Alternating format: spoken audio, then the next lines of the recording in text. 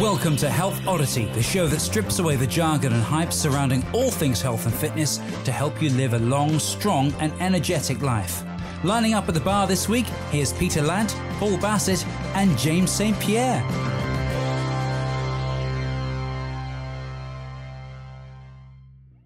Hello and welcome to the Health Oddity podcast, episode 96.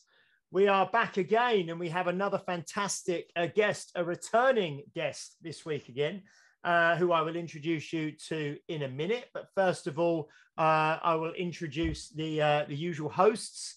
Mr. Peter Lant, how are you doing? I'm doing very well.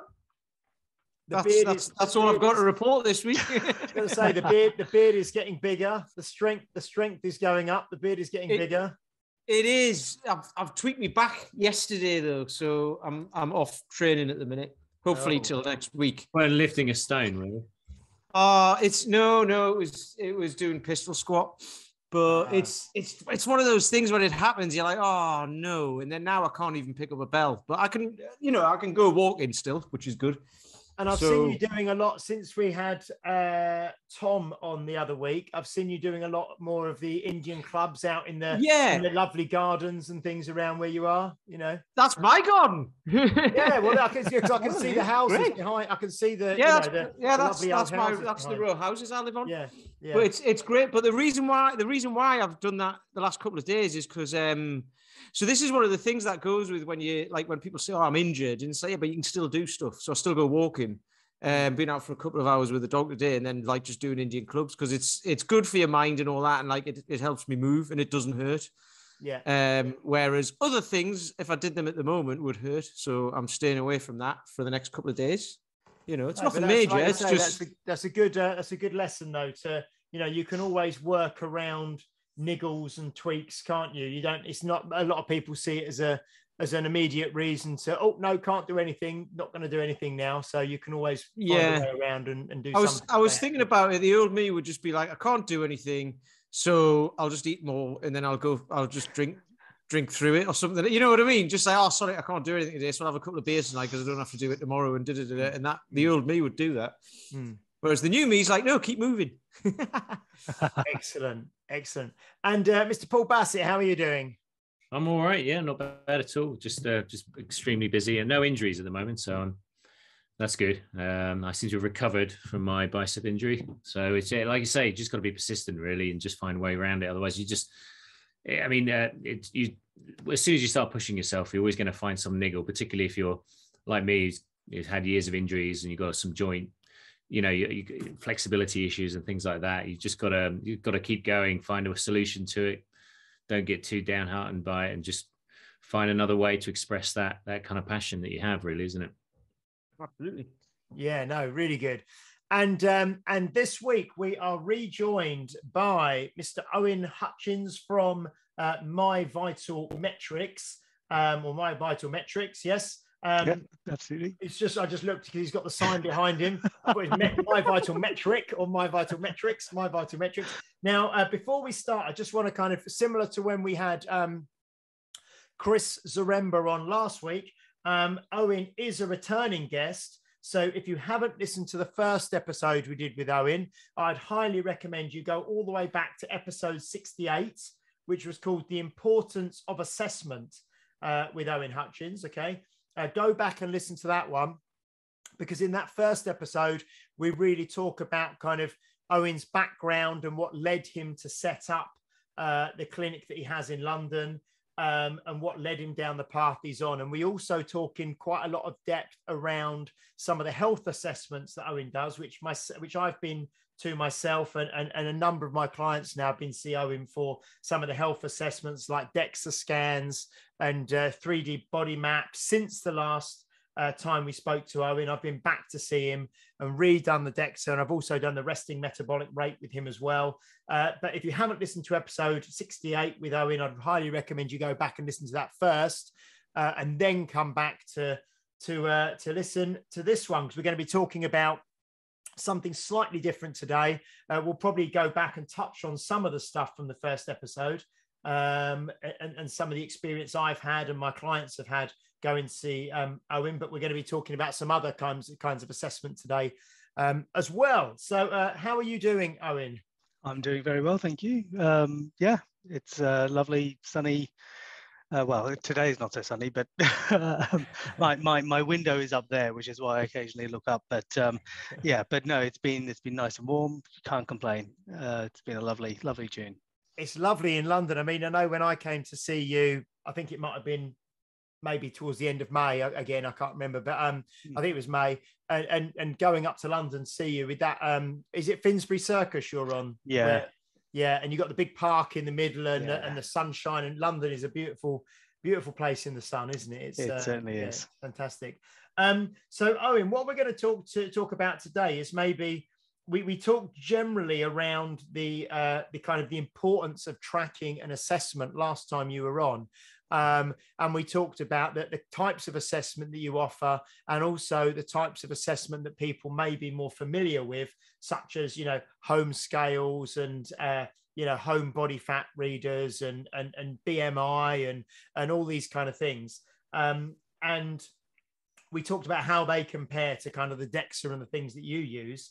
But then today we're also going to look at a kind of a separate arm of what you do as well, which is more performance testing and performance assessment for people who are maybe interested in specific sports and things like that. So to begin with, do you want to kind of go through the kind of, I suppose, the menu of things that you actually offer? And you can go back over, mention the Dexa and stuff again, but then the kind of the performance type things that you offer, and then we can maybe ask questions and delve into some of that as well.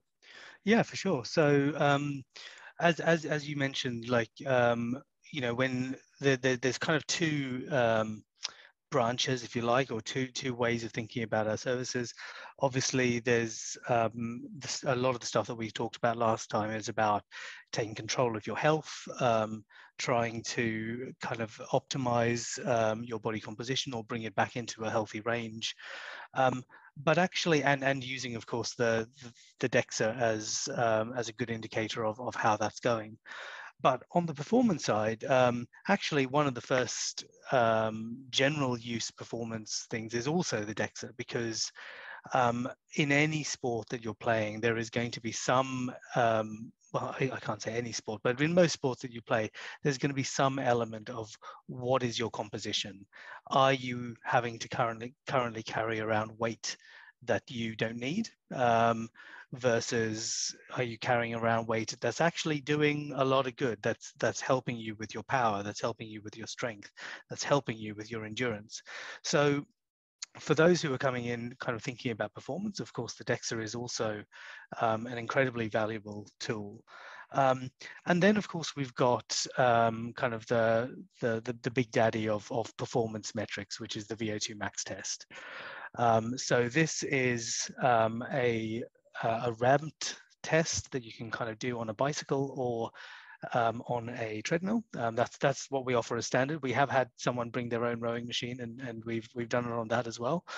But fundamentally, we're talking about a cardiovascular based test where we ramp you up from resting right through to your anaerobic threshold, a little bit beyond, and then we kind of wind you down. But that's it's a graded ramp test, and ultimately what we get out of that is a whole lot of data, not only about your overall level of fitness, but how your fitness changes as you go up through the intensities. So how efficient you are at burning different types of fuels at different intensities, and what that might mean about your training in the past, what it means about the kind of the energy production and your in your body, and what we can kind of then of course do for the future to change that. So yeah, so that on the performance side, that's the two things. And I'll just quickly sort of say, of course, on the for the resting metabolic rate, that goes kind of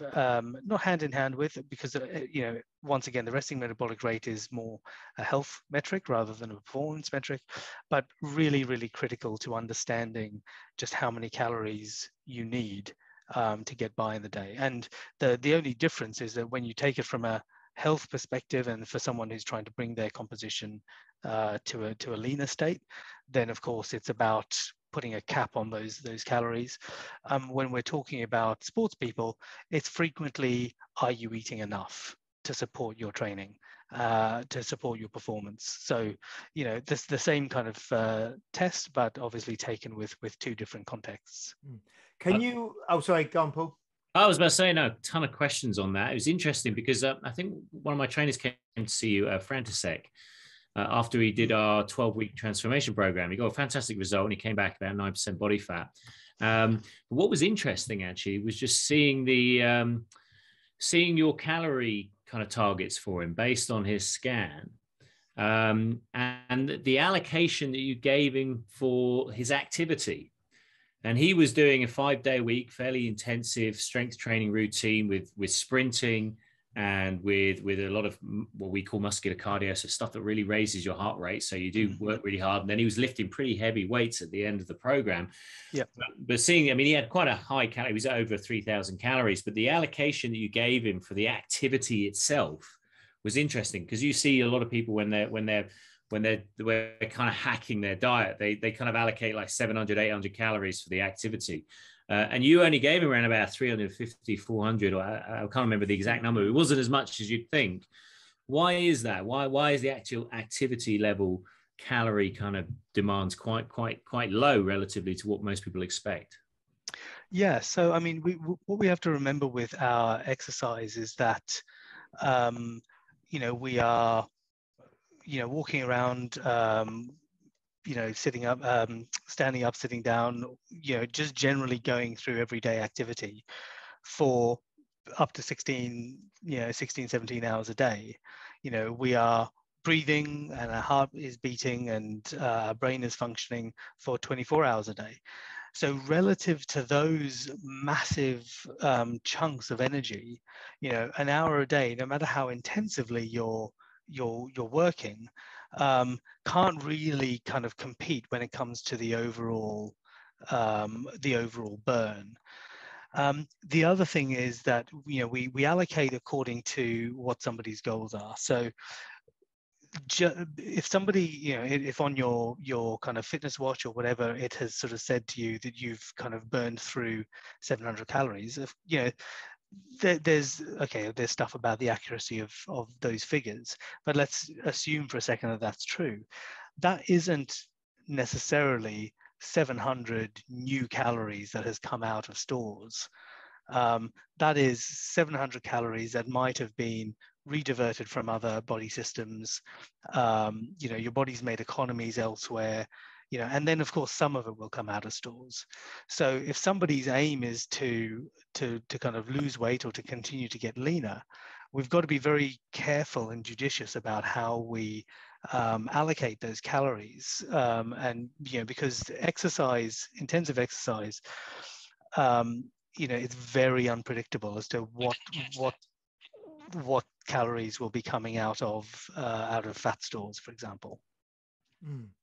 I was just going to ask about the Vo2 Max test. First of all, in a second, if you can actually just explain in sort of layman's terms what the Vo2 Max is actually testing in a minute. But the other thing I was going to ask was, is the Vo2 Max test kind of exercise specific? So, for example, a runner would do the Vo2 Max testing with you, maybe on the treadmill. A cyclist would do it on the bike. And like you said, you've even had someone maybe who predominantly, I presume, was a rower or an indoor rowing athlete would come in and use the rower. And we obviously hear a lot that kind of, you know, specificity of exercise and things like that. So do you encourage people to do the Vo2 Max test on a piece of equipment that most mirrors their kind of main mode of training? Is that kind of how it would work?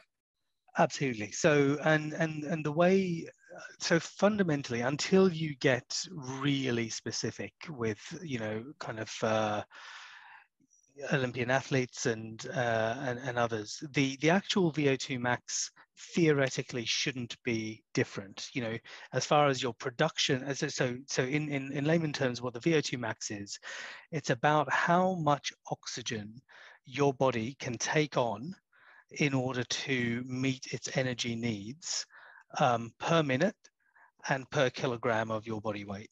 Okay, so when we, anytime we're doing work from, even if that is at rest, so we're just kind of sitting down, but our brain is functioning, our heart is beating, we're breathing, work is being done. And this is where the resting metabolic rate kind of comes in. And we know that as a fixed fixed figure, for every calorie of work that the body needs to do, it needs 207 milliliters of oxygen to kind of process the energy for that. So as our exercise then starts to ramp up from rest, we start to increase. As our power output and the wattage kind of increases, we're requiring much more energy from the body. So the body is now, you're breathing a lot harder so that you can take in more oxygen, and you're taking in more oxygen so that it can kind of complete that work. Now, as you're working towards your peak, there is only so much oxygen your body can actually take on. And we're not talking about lung capacity here. We're talking about, because when you breathe in a bunch of oxygen. When you breathe out a bunch of oxygen as well. And the difference is what your body's been able to absorb in that short period. So the stronger your engine is overall, the more accustomed to higher levels of work and activity your engine is, the more oxygen your body can kind of absorb per minute. And that is fundamentally what the VO2 max is. So it's the volume of oxygen that you're taking on when you're doing maximal amounts of exercise, per kilogram of your body weight is how it's then calculated. So would VO2 max become more relevant? Is it more relevant for someone who is doing a sport that requires a level of conditioning? So say like football, endurance activity, rowing, versus a power who's doing 5 reps, 3 reps, 1 rep, something like that. Is it more correlated to those kind of sports that take place over a longer period of time, longer duration, higher intensity for time, versus something that's like 1 rep max, something like that? Absolutely, it is. So when we're talking VO2 max, we are effectively testing how your body goes from its aerobic system, so that is the generation of energy in the presence of oxygen, and it transitions over time, as you get more intense, into an anaerobic system, so a system whereby you're generating energy without the need for oxygen. Now those power sports that you're kind of talking about, powerlifting and things like that, which are those operate almost entirely without oxygen. So the VO2 max isn't really a relevant metric for them. I mean, it might be interesting, but fundamentally, it's not going to help with their strength. And you get given and the VO2 max is a score, isn't it? And a kind of a number. Yeah. And what is and I presume, obviously for elite athletes, and there may be things like elite cyclists, maybe who do you find, or from the literature and science and things, who tends to have, or who has the highest VO2 max as a population of sports people? Yeah, so cyclists are classically very, very high. Rowers are classically very high. Cross-country skiers are incredibly high VO2 maxes. But yeah, I mean, we're talking about all of these kind of intensive cardiovascular-based endurance sports. Of course, runners are high as well, but there is a lot of other stuff going on with running beyond just the VO2 max. So how much is nature versus nurture then? So it's because are people born with a higher VO2 max, or is it something that's developed? So some people definitely are born with a higher VO2 max, absolutely, and a big part of it is definitely nature. But that said, it can absolutely be trained. at the top end of all of these sports, you could absolutely make the case that these people are born, and then conditioned appropriately, and that kind of holy combination has kind of led to be what they are. But everybody can kind of train their VO2 max. If it is the score that's of interest, I mean, for personally, I kind of think, okay, the score is sometimes interesting. Sometimes someone will kind of finish a test and they'll come out with a score that really does blow my mind, and that in itself is interesting. But far more interesting is seeing kind of what has happened on the way there.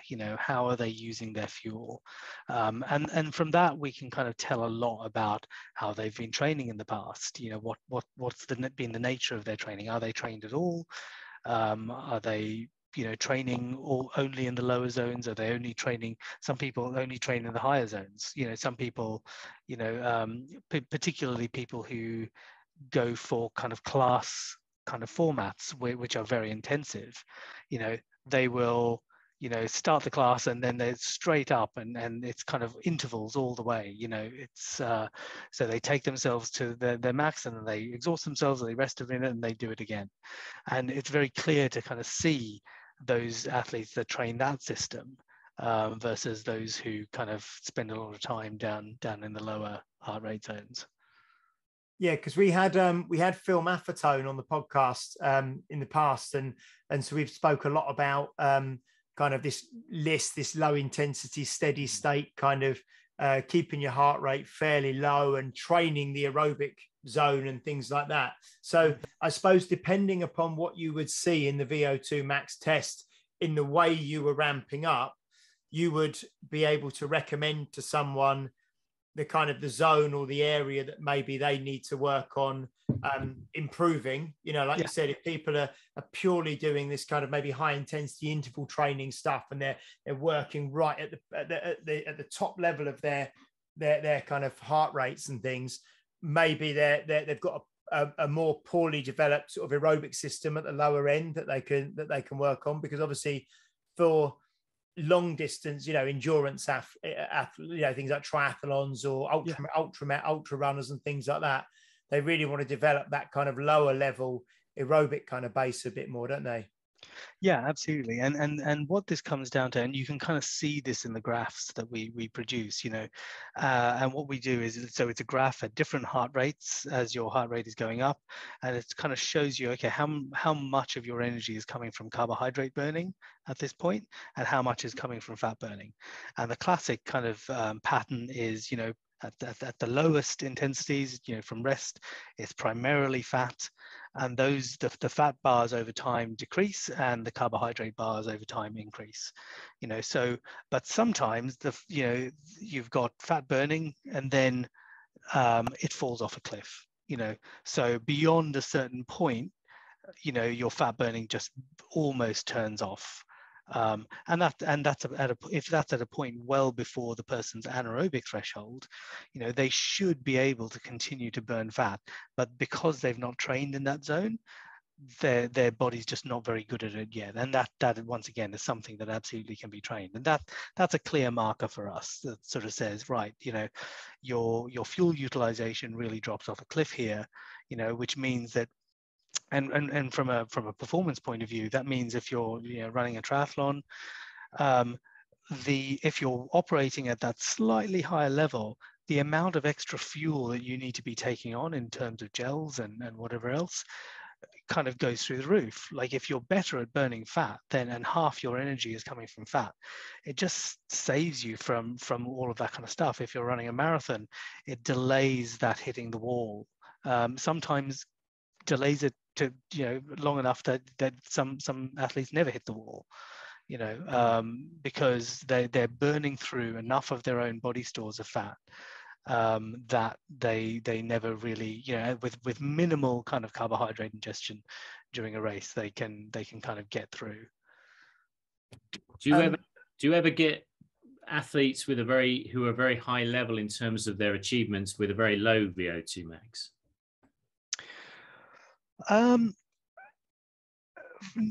For endurance sports, probably not. It's pretty well correlated to performance. You know, the literature, you know, the more kind of a sport is well, the longer a sport is to start with, and then the more it is based on this kind of endurance and energy production over an extended period of time, performance becomes very well correlated with a VO2 max score.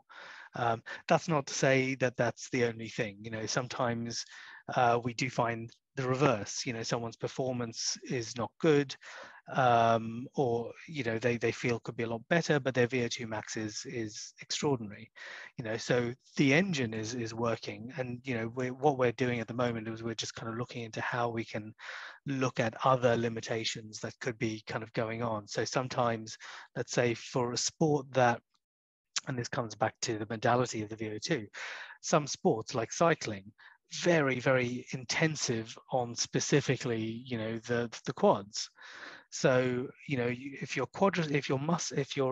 oxygen delivery and your ability to utilize oxygen at the muscle cell in the quads is poor, it doesn't, you know, your engine might be pumping out all of the oxygen that you need.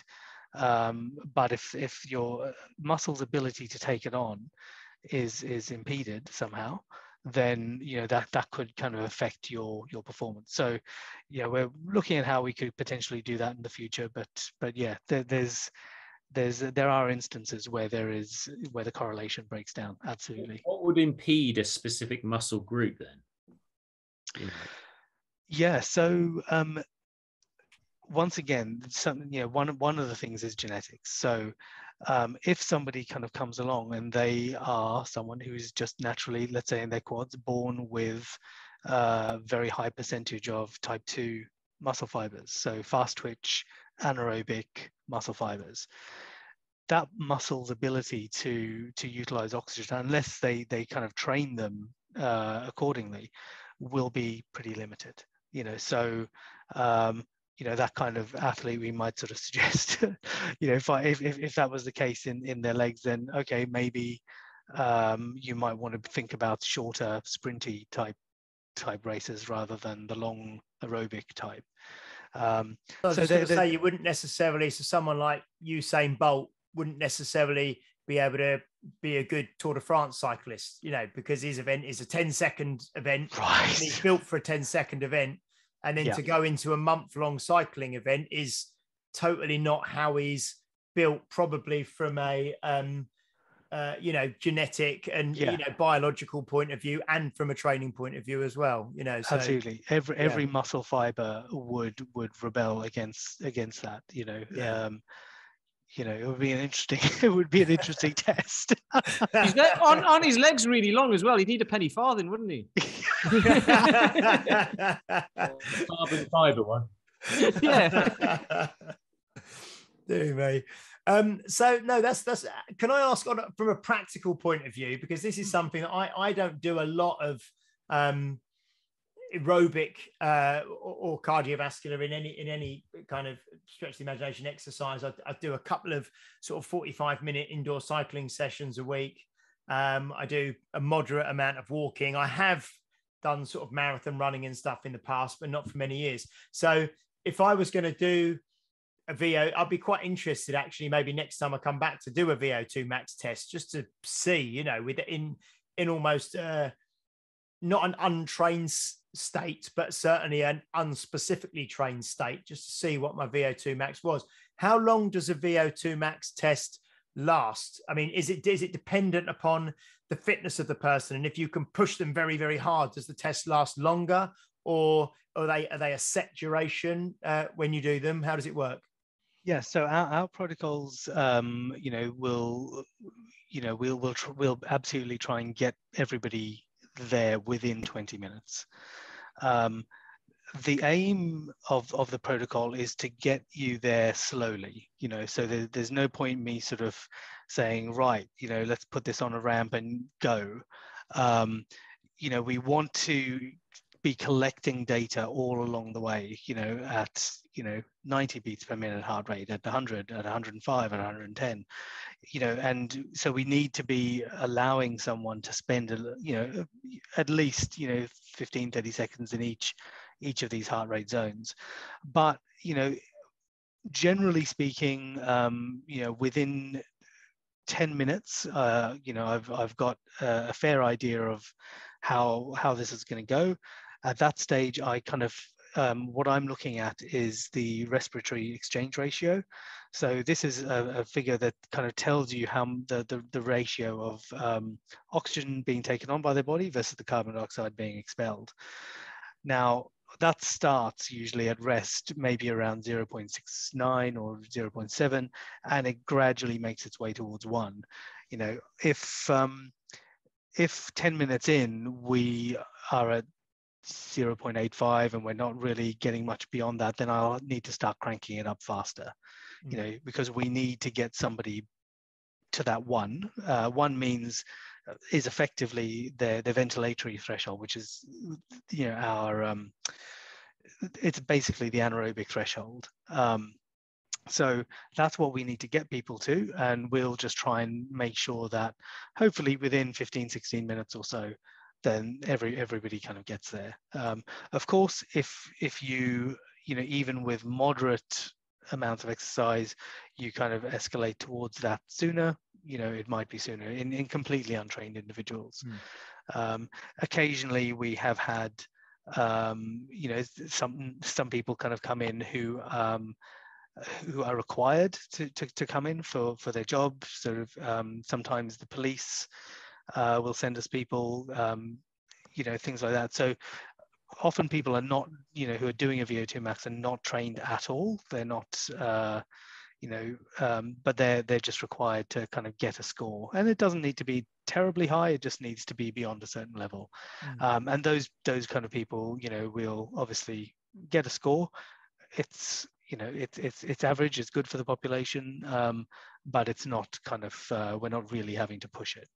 Do you need a relatively not low? No, if you had a massive amount of muscle mass, that's going to negatively affect your VO2 max, because the ability to deliver oxygen to those muscles will be challenged just by the sheer amount of muscle. So you're looking at populations like who have very high power output relative to body weight, hence cyclists with very low levels of muscle in the upper body and high levels of muscle in the lower body. Yeah, score so high. Yeah, well, I mean, we have to remember that VO2 max is a score per kilogram of body weight. So if someone kind of comes in, let's say they're a power lifter, and they are, 130 kilos, it is going to be, although in raw terms, their ability to take on oxygen might be all right, as soon as you divide that final score by their weight, it's probably going to turn out something fairly abysmal. In those instances where I've had police come in who have been required to reach a certain level, but maybe they were very unfit and carrying some excess weight, and they didn't meet the criteria. This was the fundamental thing. They kind of came and they did the VO2 max. They did not meet the criteria that they needed to meet. The action plan was simply lose weight. Drop 10% of your body weight, and your VO2 max will go up 10% from the maths alone. Your ability to then, of course, generate oxygen may also improve, maybe another 5%. So, and that might have been enough to kind of get them over the line for the next test. So, yeah, but to your point, more weight, the raw score of the VO2 max is going to be very difficult to get high. And you mentioned to me, I think you maybe kind of alluded to it a minute ago when we were talking, when I came to see you, you mentioned this kind of potential test that can measure individual kind of muscle groups and things like that. That's kind of what you alluded to earlier when you said about, you may actually have a very good engine, but the actual individual limbs or whatever, or muscle groups may not be able to uptake the oxygen and utilize it and stuff like that. And that's some kind of new test that you're looking at the moment, isn't it? Yeah, exactly. So, I mean, there's this technology out there called NIRS, which is near infrared spectroscopy, which is effectively sensors, little kind of infrareds. They shoot out a little infrared signal, and they have receivers back in it that kind of takes a picture of what's happening at the muscle live. So it's a sensor. It sits literally on the muscle itself, and it's just reading back via Bluetooth to what's happening. And what it's looking at is the concentration of oxygen in that muscle. So it's the SMO2 is called. So skeletal, it's just the amount of oxygen that you got it. And so it's an athlete's ability to desaturate a muscle is really important to their overall ability to kind of use those, especially in something like cycling. So we've got the kit, we're testing it out. There's some really interesting papers out there on SMO2 and on using NIRS to do it. We've just got to work out a protocol and something that's going to give somebody like good actionable insight before we release it, because these graphs are really, so basically it's like someone starts to cycle and you kind of watch their oxygen level in the muscle drop, but then every single angle, the level at which it drops, and then the level that it stays when it's down, and then how quickly it comes up, and then what happens then, every single angle has got an explanation, and it's super complicated. So try to kind of work that out into something that an athlete can digest and take away some action points. That's kind of our challenge at the moment. So but it's exciting stuff. Can you take an athlete and say, in order to perform highest, you need to be this % body fat and this amount of muscle mass? So you can say that that's going to be a very high performing version of you based on the sport that you're doing. With the totality of tests that we've got, I think we can kind of make a pretty good stab at that. But it's not universal, so I do get many endurance athletes, triathletes and things, and they come along for a Dexa, and their expectation, ultra runners is a classic one. Their expectation is that I'm going to say, you need to be dropping to 10% body fat, 8% body fat, whatever it happens to be. Now, that may be the case. I think it's unlikely that I would ever suggest an athlete go that low, but everything then comes down to what fuels they're burning in their VO2 max. Like, if they're really, really good at burning through fat, as a great fuel source at a relatively high intensity in their VO2 max, and that's what the test shows, then the benefits of losing that 1 or 2 kilograms of fat, and all of the pain that they would probably have to go through in order to do that, and the risk that the body then downregulates its kind of ability to use fat because you've only got a little bit there, I think is probably not worthwhile for that athlete. For the sake of a kilo or two, of fat, because that's all we're talking about for people who are already kind of relatively lean. If they're using it as fuel, goodness me, keep it. If they're not, if their VO2 max very plainly shows that their fat utilization is virtually non-existent, they are carb burners through and through, then maybe they should be lean. And I do say I still qualify that with a maybe. I would rather see them work to improve their fat utilization rather than try to circumvent that whole system. So, but yeah, and the more somebody is able to use different fuels at different intensities, the more metabolically flexible we call them.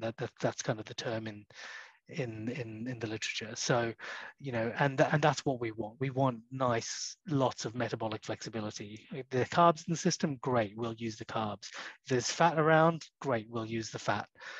So if the body is kind of agnostic and is able to employ these pathways in equal quantities or in to the same effect, then that makes a really versatile, good athlete. And for somebody to become more metabolically flexible and to maybe improve their fat utilization through training and things, the pathways to do that are generally more, flexibility would be improving your fitness and your output at a range of intensities and levels, I presume. But to increase the actual kind of fat adaptedness or fat oxidation, you'd be encouraging people to work at a lower intensity for longer periods of time, would you, to become more adapted to that pathway? Yeah, I mean, it depends on what their tests show. So, I mean, if their test shows, let's say, that up to 135 beats per minute, they're really good at burning fat. But then as soon as they get to 140, their fat utilization drops through the floor. It's still there. They're still using a little bit of fat, but it's really fallen off a lot. There's no reason that should happen.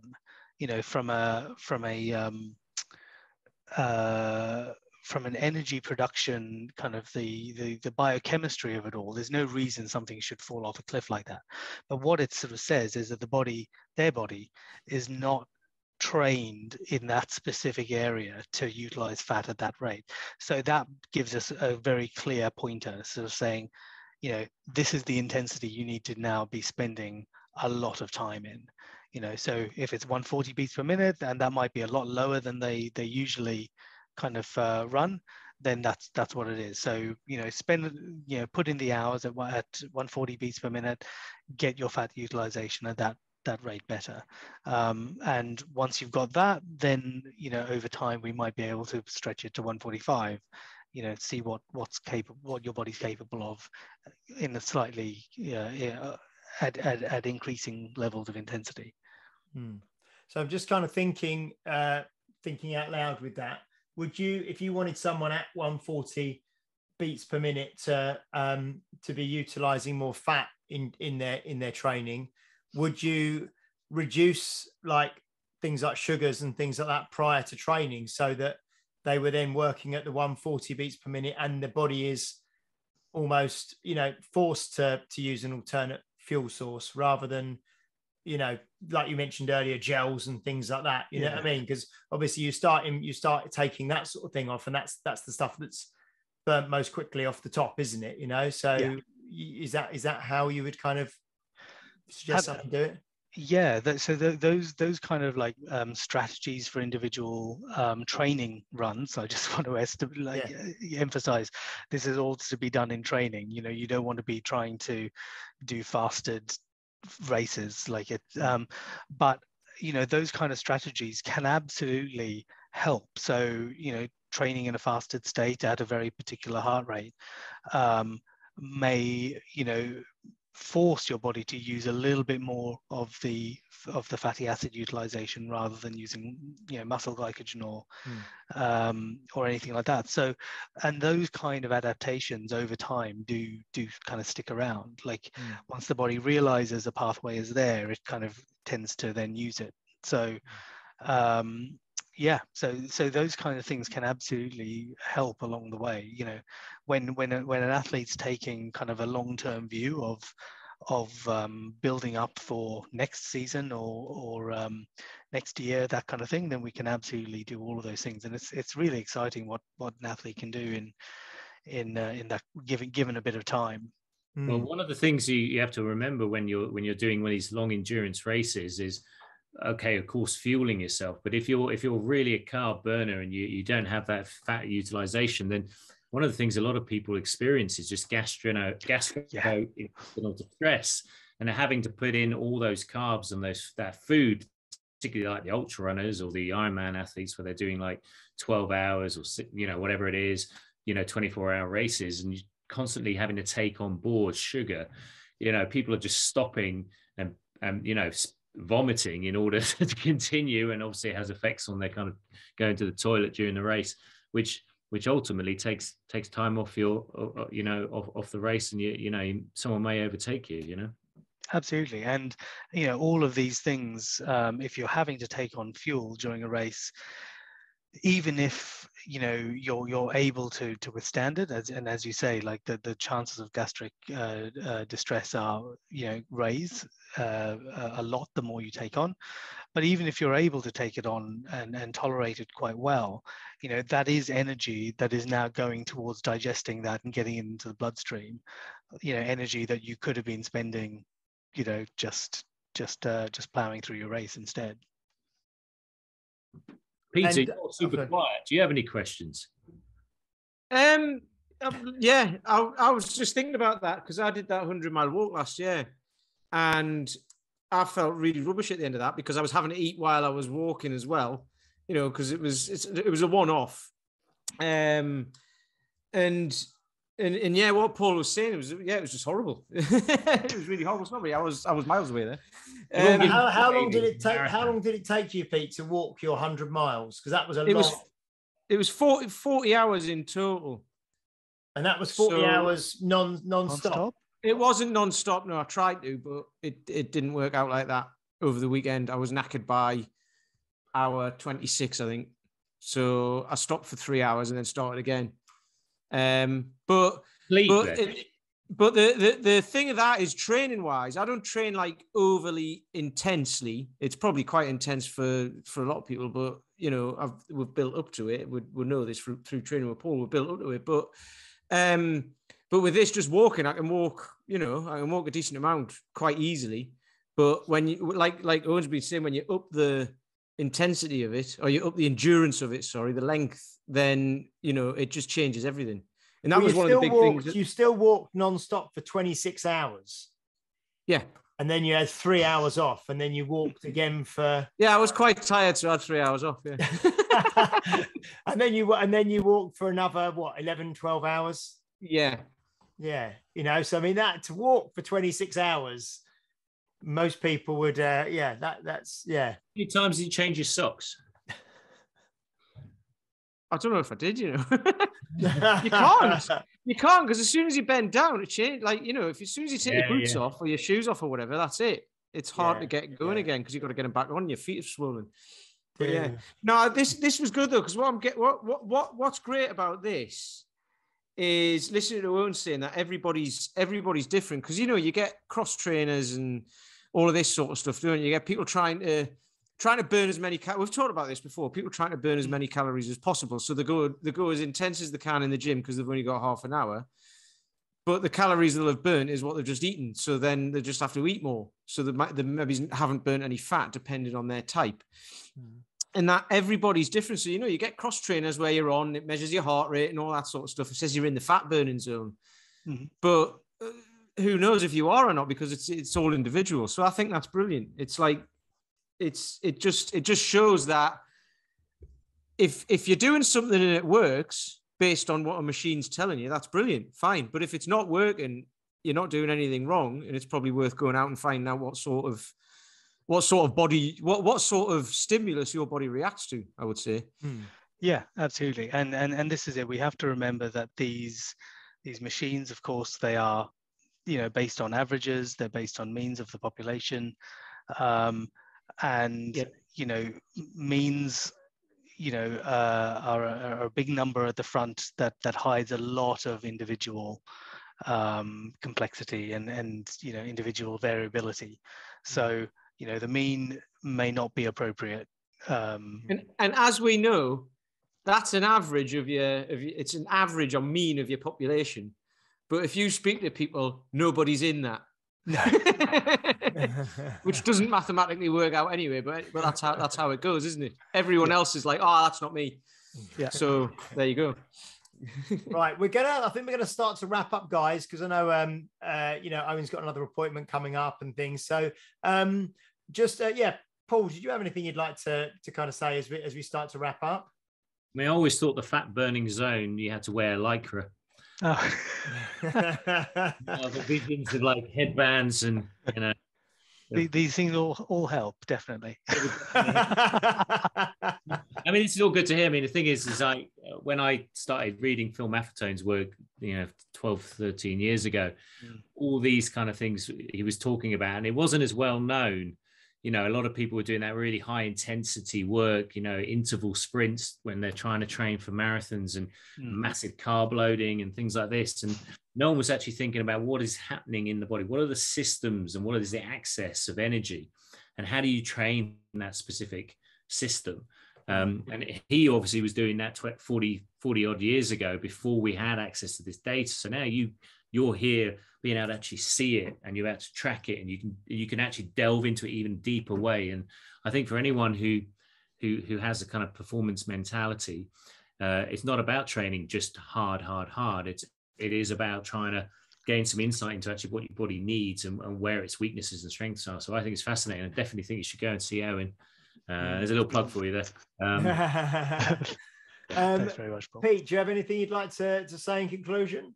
That was. I mean, I've just done it with the fact that everyone's different. I think for anyone listening to this, if you've been doing something for a long period of time and it's not working, and I mean like for a year or so, like not for 20 years and it's not working, but like, when people say, I want to get in shape, I want to do this, I want to lose some body fat, whatever.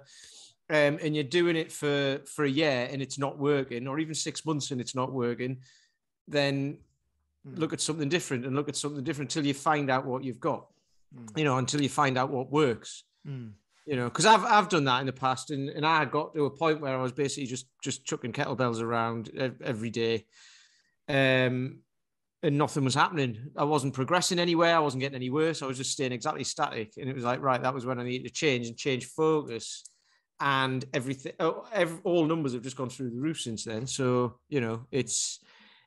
and that was lucky, because obviously I found something I enjoy doing, and I can do it very easily at home and all that sort of stuff. So if people can find something like that, because lots of people think I need to go running, and they'll start running, and I did that and I hated it.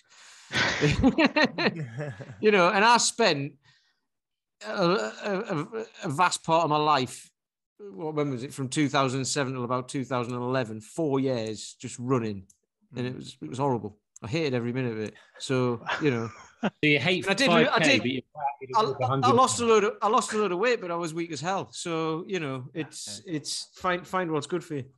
And go and see Owen, and he'll tell you what's good for you. Yeah, that's right.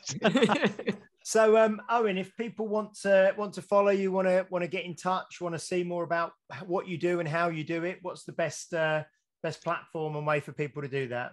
Yeah, so I mean, our Instagram is at My Vital Metrics. That's probably where we're most active as far as social media goes, and the website, of course, is just myvitalmetrics.com. Yes, all of our kind of tests are kind of laid out and fully explained in that. And if you want kind of things like sample reports and to really see what you're going to get, just get in touch, and I'll send those along. And but like I said, I mean, at the beginning, like there's all kinds of reasons that someone might take on any of these tests, and they come, we've talked about performance today, we talked about health last time, and often those things cross over, so excellent. And I'd highly recommend, I've been to Owen twice myself, and a number of the members of Unique Results have been to see Owen now.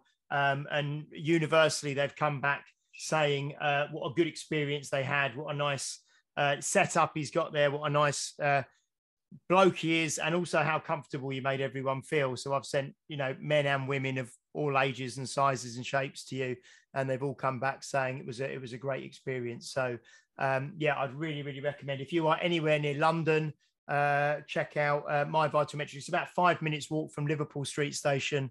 Very easy to get to. Thank you so much, Owen, for joining us again, and thank you to all listeners. Please do like, share, subscribe, leave a review if you can leave a review on the platform you're on. We do have guests lined up. This was episode 96. So we have guests lined up right the way through to episode 100, which will be coming in a few weeks. So do keep following us, do keep involved. If you'd like to join into the Facebook group, just go onto Facebook, in group, search Health Oddity, and we will let you in. And we will see you next week for episode 97. Thank you very much and goodbye. You've been listening to Health Odyssey with Peter Lant, Paul Bassett, and James St. Pierre. To get your regular fix of hype-free health, you can subscribe and leave a review wherever you get your favorite podcasts. You can find out more on today's and other topics at healthodyssey.com or find us on Facebook or Instagram by searching for Health Oddity.